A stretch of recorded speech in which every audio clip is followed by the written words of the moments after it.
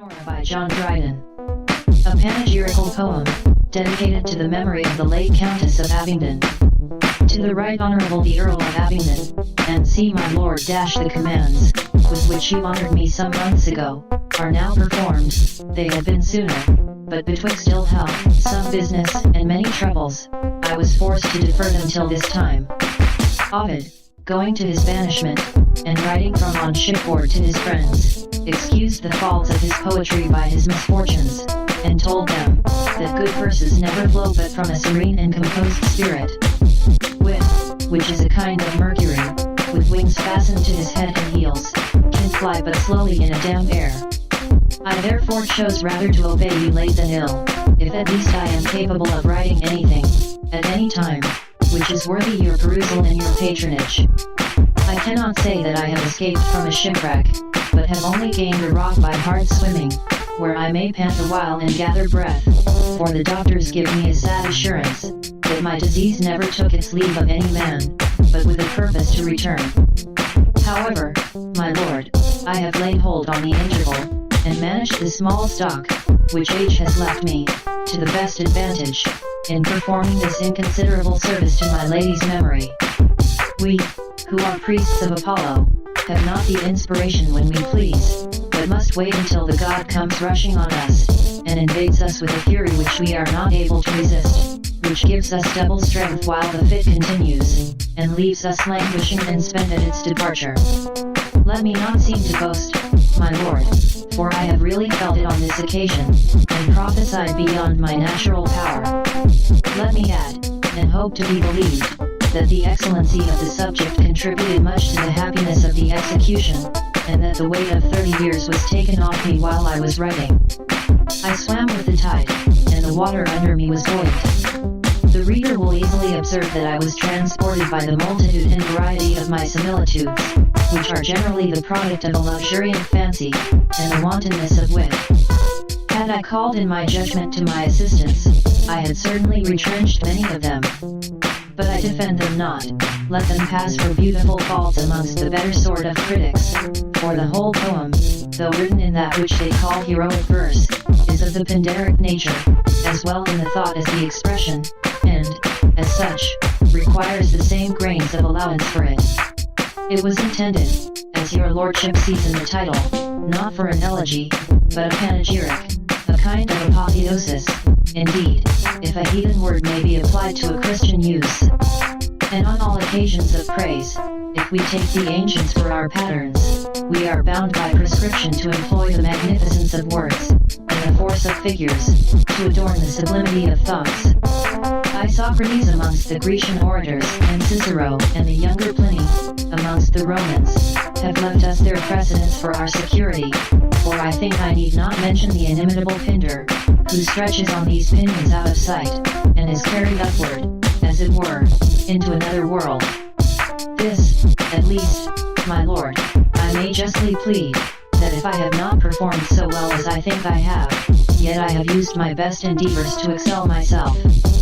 One disadvantage I have had, which is, never to have known or seen my lady, and to draw the lineaments of her mind, from the description which I have received from others, is for a painter to set himself at work without the living original before him, which, the more beautiful it is, will be so much the more difficult for him to conceive, when he has only a relation given him of such and such features by an acquaintance or a friend, without the nice touches, which give the best resemblance, and make the graces of the picture.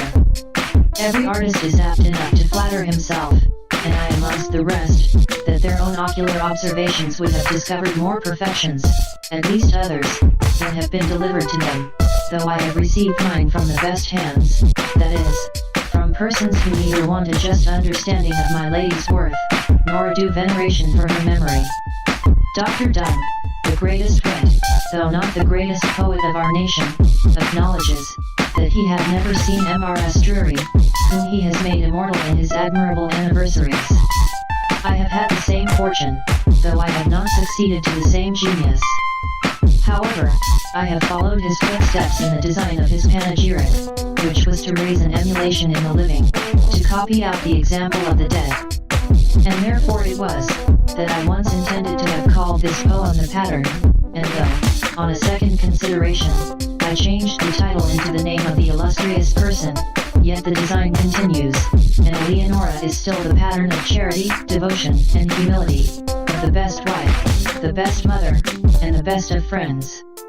And now, my lord, though I have endeavored to answer your commands, yet I could not answer it to the world, nor to my conscience, if I gave not your lordship my testimony of being the best husband now living. I say my testimony only, for the praise of it is given you by yourself.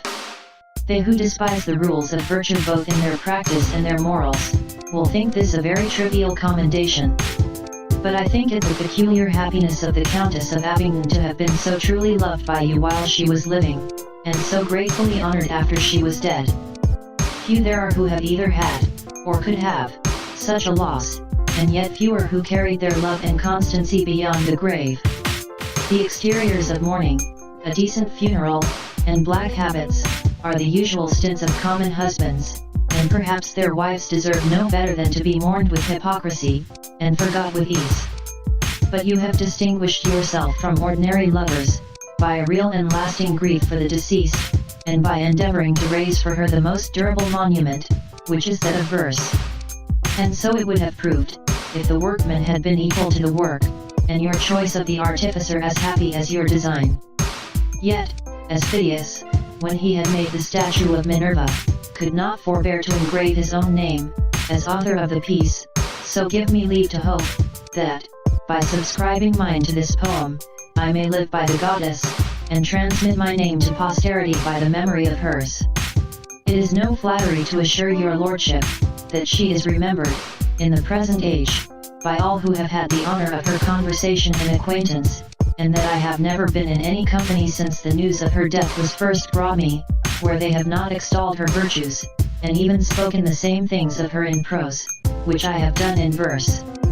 I therefore think myself obliged to thank your lordship for the commission which you have given me. How I have acquitted myself of it, must be left to the opinion of the world, in spite of any protestation which I can enter against the present age, as incompetent or corrupt judges. For my comfort, they are but Englishmen, and, as such, if they think ill of me today, they are inconstant enough to think well of me tomorrow. And after all, I have not much to thank my fortune that I was born amongst them. The good of both sexes are so few, in England, that they stand like exceptions against general rules, and though one of them has deserved a greater commendation than I could give her, they have taken care that I should not tire my pen with frequent exercise on the like subjects, that praises, like taxes, should be appropriated, and left almost as individual as the person. They say, my talent is satire. If it be so, it is a fruitful age, and there is an extraordinary crop to gather. But a single hand is insufficient for such a harvest. They have sown the dragon's teeth themselves, and it is but just they should reap each other in lampoons. You, my lord, who have the character of honor, though it is not my happiness to know you, may stand aside, with the small remainders of the English nobility, truly such, and, unhurt yourselves, behold the mad combat. If I have pleased you and some few others, I have obtained my end. You see I have disabled myself, like an elected Speaker of the House, yet like him I have undertaken the charge, and find the burden sufficiently recompensed by the honor. Be pleased to accept of these my unworthy labors, this paper monument, and let her pious memory, which I am sure is sacred to you, not only plead the pardon of my many faults, but gain me your protection, which is ambitiously sought by, my lord, your lordship's most obedient servant, John Dryden. As when some great and gracious monarch dies, soft whispers, first, and mournful murmurs rise among the sad attendants, then the sound soon gathers voice, and spreads the news around, through town and country, till the dreadful blast is blown to distant colonies at last, who then, perhaps, were offering vows in vain, for his long life, and for his happy reign, So slowly, by degrees, unwilling fame did matchless Eleonora's fate proclaim, till public as the loss the news became. The nation felt it in the extremest parts, with eyes overflowing, and with bleeding hearts, but most the poor, whom daily she supplied, beginning to be such, but when she died. For, while she lived, they slept in peace by night, secure of bread, as of returning light, and with such firm dependence on the day, that need grew pampered, and forgot to pray, so sure the doll, so ready at their call, they stood prepared to see the manna fall. Such multitudes she fed, she clothed, she nursed, that she herself might fear her wanting first. Of her 5 talents, other 5 she made, heaven, that had largely given, was largely paid, and in few lives, in wondrous few, we find a fortune better fitted to the mind. Nor did her alms from ostentation fall, or proud desire of praise, the soul gave all, unbribed it gave, or, if a bribe appear, no less than heaven to heap huge treasures there. Want passed for merit at her open door, heaven saw, he safely might increase his poor, and trust their sustenance with her so well, as not to be at charge of miracle. None could be needy, whom she saw, or knew, all in the compass of her sphere she drew. He, who could touch her garment, was as sure, as the first Christians of the Apostles' cure. The distant heard, by fame, her pious deeds, and laid her up for their extremest needs, a future cordial for a fainting mind, for, what was ne'er refused, all hope to find, each in his turn, the rich might freely come, as to a friend, but to the poor 'twas home. As to some holy house the afflicted came, the hunger-starved, the naked and the lame, want and diseases fled before her name. For zeal like hers her servants were too slow, she was the first, where need required, to go, herself the foundress and attendant too. Sure she had guests sometimes to entertain, guests in disguise, of her great master's train, her lord himself might come, for aught we know, since in a servant's form he lived below, beneath her roof he might be pleased to stay, or some benighted angel, in his way, might ease his wings, and, seeing heaven appear in its best work of mercy, think it there, where all the deeds of charity and love were, in as constant method as above, all carried on, all of a piece with theirs, as free her alms, as diligent her cares, as loud her praises, and as warm her prayers.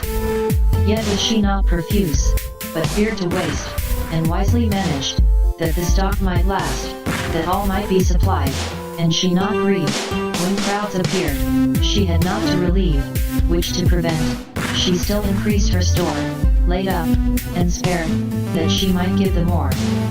So Pharaoh, or some greater king than he, provided for the 7th necessity, taught from above his magazines to frame, that famine was prevented ere it came. Thus heaven, though all-sufficient, shows a thrift in his economy, and bounds his gift, creating, for our day, one single light, and his reflection, too, supplies the night. Perhaps 1,000 other worlds, that lie remote from us, and layered in the sky, are lightened by his beams, and kindly nursed, of which our earthly dunghill is the worst.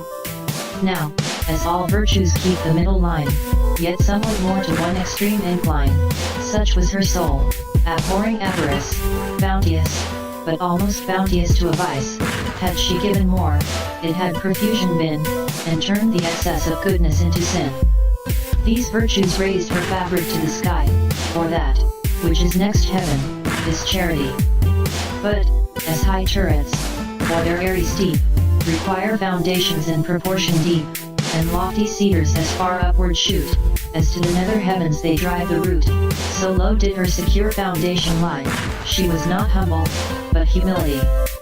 Scarcely she knew that she was great, or fair, or wise, beyond what other women are, or, which is better, knew, but never durst compare, for to be conscious of what all admire, and not be vain, advances virtue higher. But still she found, or rather thought she found, her own worth wanting, others to abound, ascribed above their due to every one unjust and scanty to herself alone. Such her devotion was, as might give rules of speculation to disputing schools. and teach us equally the scales to hold betwixt the two extremes of hot and cold, that pious heat may moderately prevail, and we be warmed, but not be scorched with zeal. Business might shorten, not disturb, her prayer. Heaven had the best, if not the greater share. Enacted lifelong orisons forbids, yet still she prayed, or still she prayed by deeds.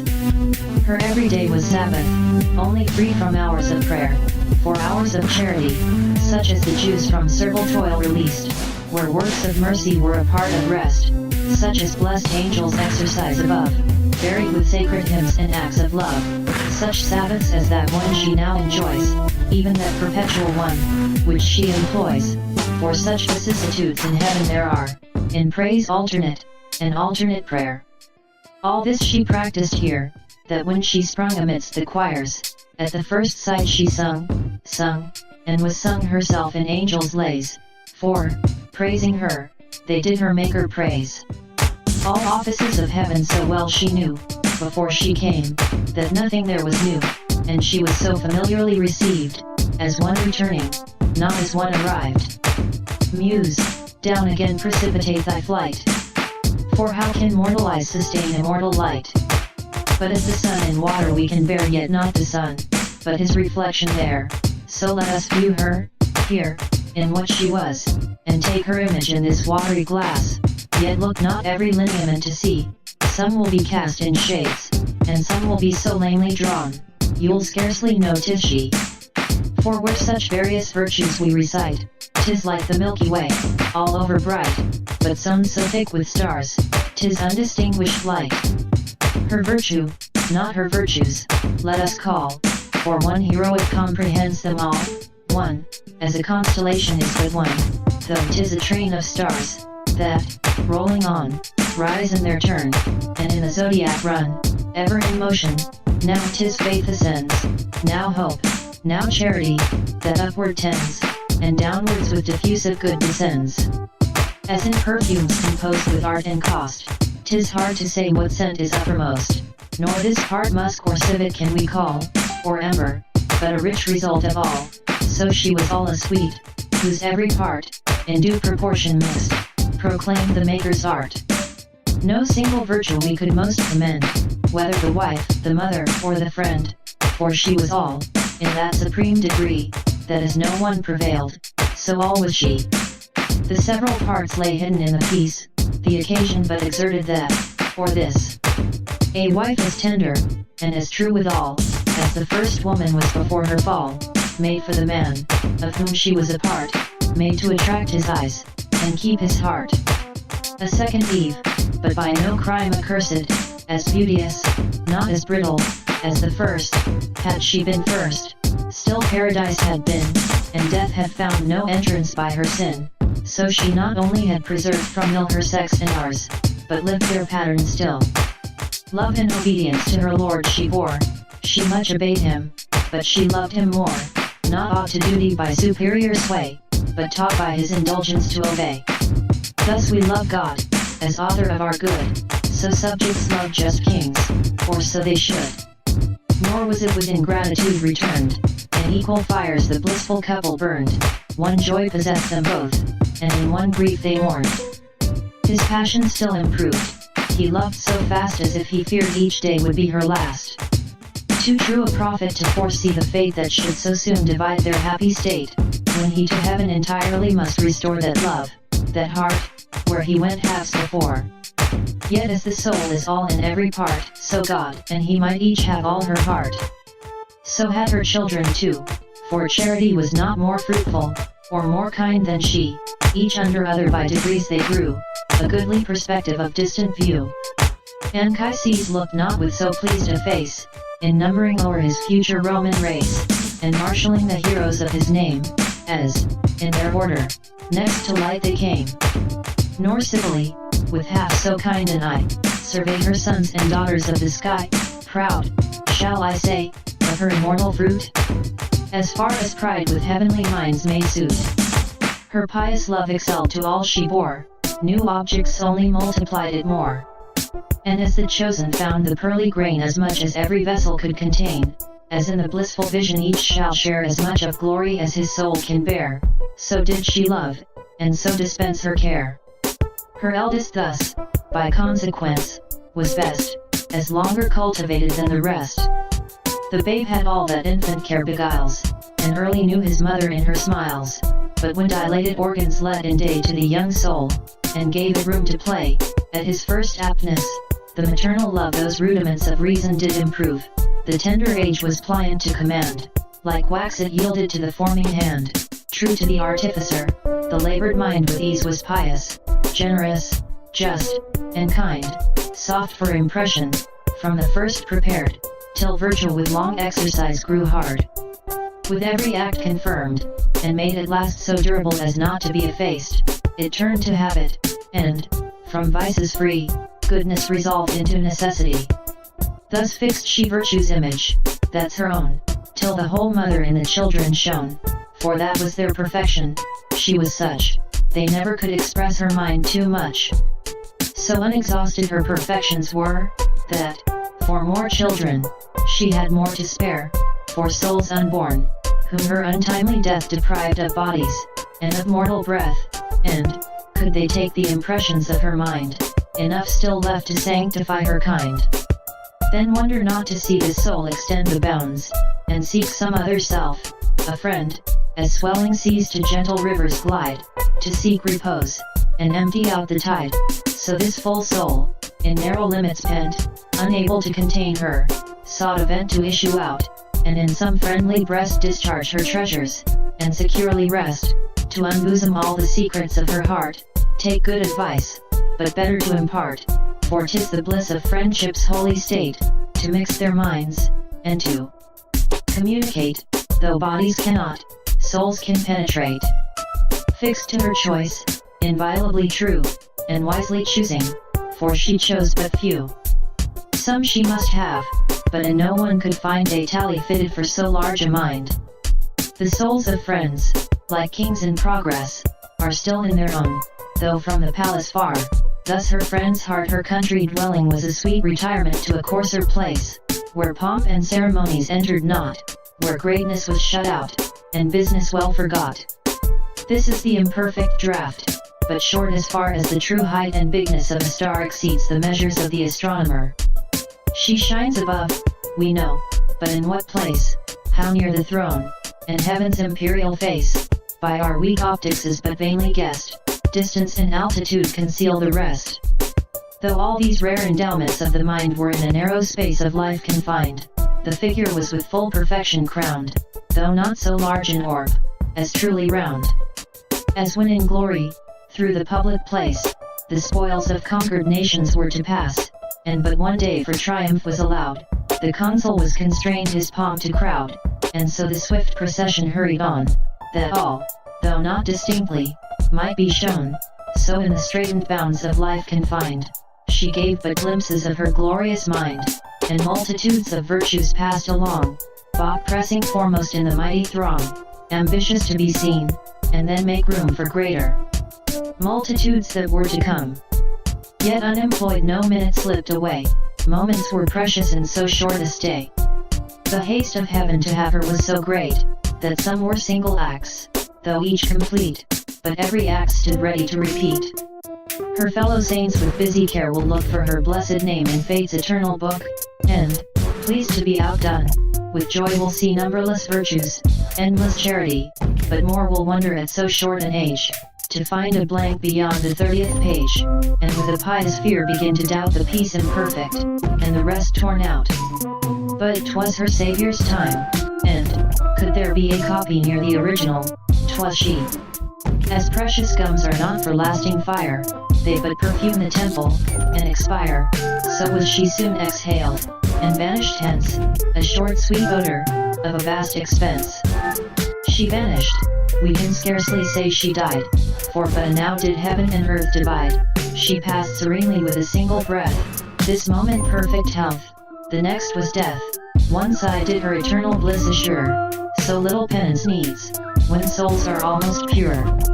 As gentle dreams our waking thoughts pursue, or, one dream past, we slide into a new, so close they follow, such wild order keep, we think ourselves awake, and are asleep.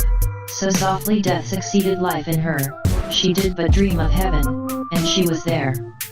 No pain she suffered, nor expired with noise, her soul was whispered out with God's still voice, as an old friend is beckoned to a feast, and treated like a long familiar guest. He took her as he found, but found her so, as one in hourly readiness to go, even on that day, in all her trim prepared, as early notice she from heaven had heard, and some descending courier from above had given her timely warning to remove, or counseled her to dress the nuptial room, for on that night the bridegroom was to come.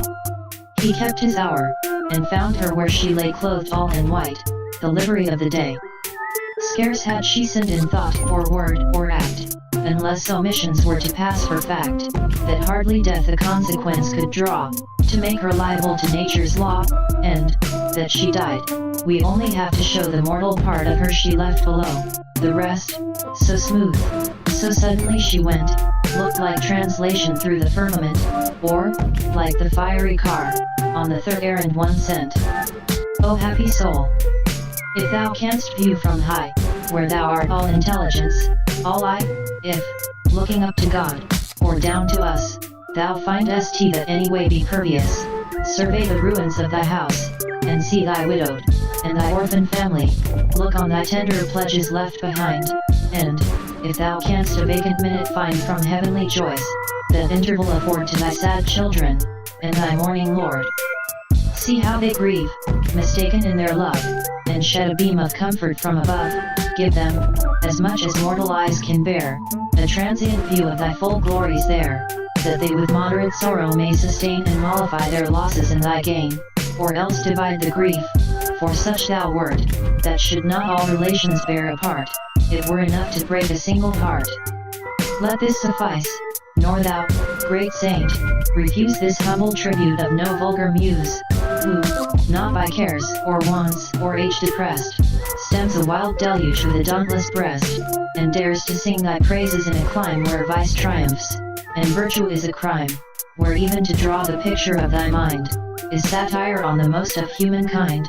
Take it, while yet 'tis praise, before my rage, unsafely just, break loose on this bad age, so bad, that thou thyself hadst no defense from vice, but barely by departing hence. Be what, and where thou art, to wish thy place, were, in the best, presumption more than grace. Thy relics, such thy works of mercy are, have, in this poem, been my holy care. As earth thy body keeps, thy soul the sky, so shall this verse preserve thy memory, for thou shalt make it live, because it sings of thee.